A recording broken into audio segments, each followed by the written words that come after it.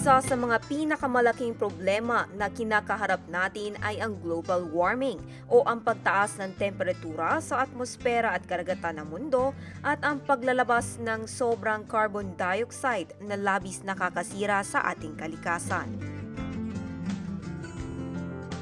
Sa pamamagitan ng pro-environment na mga programa, masugid na nilalabanan ng ilang non-profit na mga organisasyon ang global warming.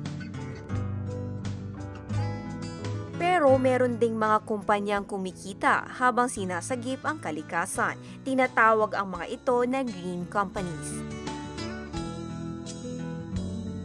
Yung green company na sinasabi nila ay mga kumpanya na naniniwala na ang negosyo dapat ay sustainable or nakikinabang yung may-ari pero nakikinabang rin ang kalikasan.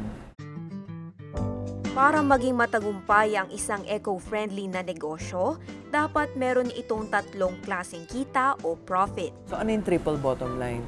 Unang-una, kailangan ang negosyo merong financial profit. So kailangan kumita. Kung hindi ka magiging sustainable, magsasara ka. Pangalawang profit is social. Marami kang natutulungan na tao, tama ang binabayad mo sa iyong mga empleyado, no? So merong social profit. Maraming nakikinabang ng mga community. Third, environment. Kailangan habang kumikita ka ng pera, nakaka-provide ka ng trabaho, hindi ka nakakasakit sa kalikasan.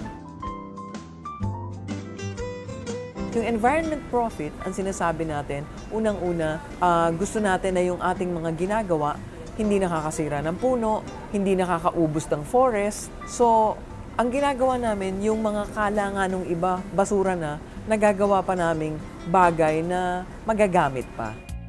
Ngayon, dumadami na ang mga eco-friendly na negosyo. Patunay na sa pagsagip sa kalikasan, marami ang pwedeng makinabang.